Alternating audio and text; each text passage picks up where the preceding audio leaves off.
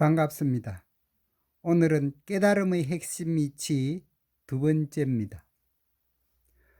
먼저 들어가기 전에 태초인 텅 빈 것도 없는 텅 빈 것의 이름이 불성이요 공이요 본래 무일물임을 기억해 두고 진행해 봅시다. 그럼 달마이로 넘어가 보기로 하겠습니다. 달마이 우주의 탄생. 오늘은 태초인 텅 빈 것도 없는 텅 빈 것에서 어떻게 우주의 만유가 쏟아져 나왔는지 알아보기로 합시다. 1번과 같이 우선 태초의 상태인 텅 빈 것도 없는 텅 빈 것을 텅 빈 것도 없는 부분과 텅 빈 것으로 나누어 보면은 텅 빈 것도 없는 부분은 무엇으로 꽉 차 있다는 의미입니다. 이것을 묘하게 있다 하여 묘유 혹은 만유라고 합시다. 그리고 텅 빈 것은 진공이라고 합시다. 그러면 2번과 같이 태초인 불성은 진공, 묘유, 불이로 나타낼 수 있습니다. 여기서 불이란 다음과 같은 의미입니다. 불성에서 진공과 묘유는 마치 자석의 N극과 S극에 비유할 수 있습니다. 하나의 막대 자석은 서로 상반된 N극과 S극을 가지고 있습니다. 그런데 이 막대 자석을 반토막 내면 N극과 S극으로 나누어지는 것이 아니라 N극과 S극을 가진 두 개의 자석으로 됩니다. 그러므로 아무리 쪼개어도 N극과 S극은 분리 불가능한 한 몸입니다. 이것이 불이의 의미입니다. 이 불이의 개념은 불교 전반에 걸쳐 아주 중요한 개념이므로 그 뜻을 잘 알고 있어야 할 것입니다.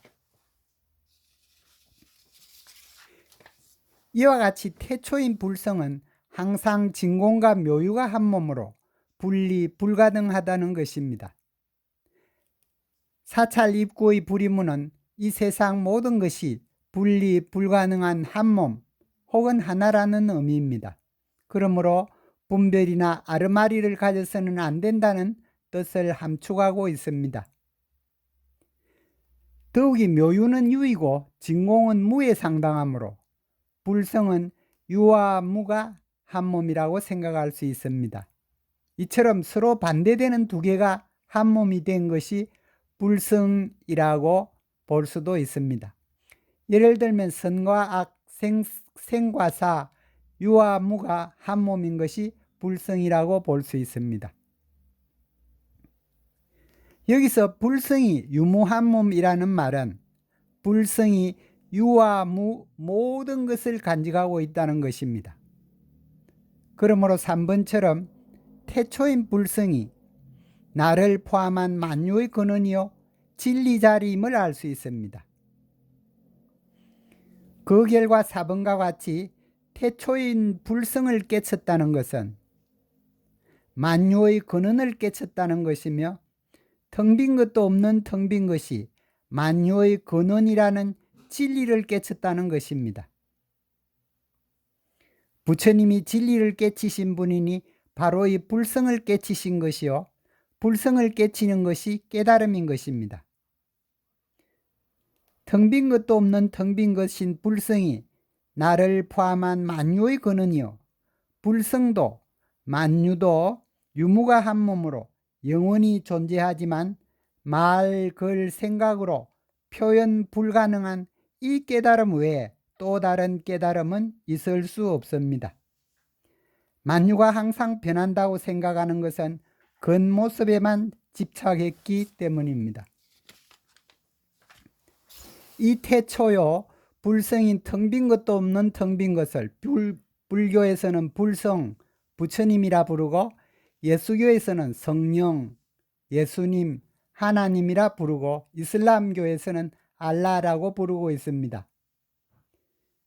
이 텅 빈 것도 없는 텅 빈 것이 진리라는 것을 대화를 통해 잘 나타낸 사람이 달마대사입니다.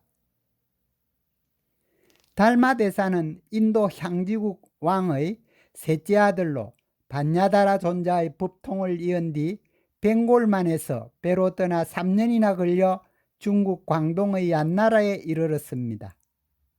양나라 무제는 불심천자라 부를 정도로 불심이 깊은 불교 신자였습니다. 달마대사를 만나자 짐이 절을 세우고 역경하고 스님 되길 권하오. 그러면 무슨 공덕이 있어? 하고 물었습니다. 달마는 아무 공덕도 없소 하고 잘라 말했습니다. 그러자 양무제는 그럼 무엇이 불교의 가장 성스러운 진리입니까? 하고 되물었습니다. 달마는 횡한이 비어있어 성스럽다고 할 것조차도 없소 하고 대답했습니다. 즉 텅 빈 것도 없는 텅 빈 것이 진리임을 밝힌 것입니다. 또한 불성이 텅 빈 것도 없는 텅 빈 것으로 진공과 묘유가 한 몸이므로 이 부분을 임재선사는 다음과 같이 쓰라고 있습니다. 본래 마음은 불성은 모양이 없으면서 만유와 하나 된다. 그러므로 쓰고자 하면 곧장 쓰고 쓰지 않으면 쉴 뿐이다. 깨닫는 자는 곧장 깨달을 뿐 시간이 걸리지 않는다. 수행도 없고 깨달음이라는 것도 없고 얻음도 없고 이름도 없고 언제든 또 다른 법이 없다. 다시는 하나의 경계도 없고 하나의 법도 없어서 곳곳이 모두 청정하게 되면 이것이 바로 부처이다. 설사 이것을 넘어서는 법이 있다 하더라도 나는 그것이 꿈과 같고 환상과 같다고 말한다.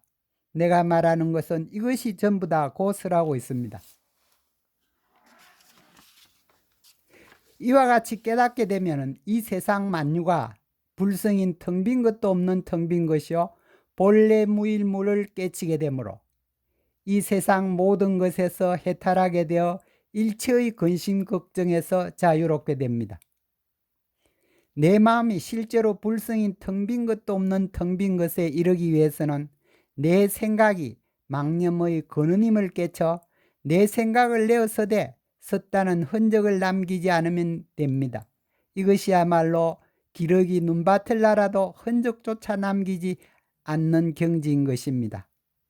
반자신경에서는 텅 빈 것도 없는 텅 빈 것이요 만유의 근원인 불성에 대한 깨달음을 다음과 같이 쓰라고 있습니다. 이 깨달음은 헤아릴 수 없이 신묘하고 무변한 깨달음이며 스스로 밝고 빛나는 깨달음이며 이 이상의 것도 없는 최고의 깨달음이며 이와 동등한 것도 없는 깨달음이며 능히 모든 변례를 시게 하는 깨달음이고 진실하여 허망하지 않는 깨달음이라고 밝히고 있습니다. 다음 공부는 깨달음의 눈으로 이 세상을 비추어 보고 불교의 핵심 이치를 단숨에 파악하는 과정을 거치게 될 것입니다. 그 결과 깨달음에 대한 깊은 믿음을 확립하여 불교의 핵심 이치대로 살아가는 부처의 삶에 대해서 이야기할 것입니다. 오늘은 깨달음이 무엇인지 알게 되었으니 잠시 휴식하겠습니다.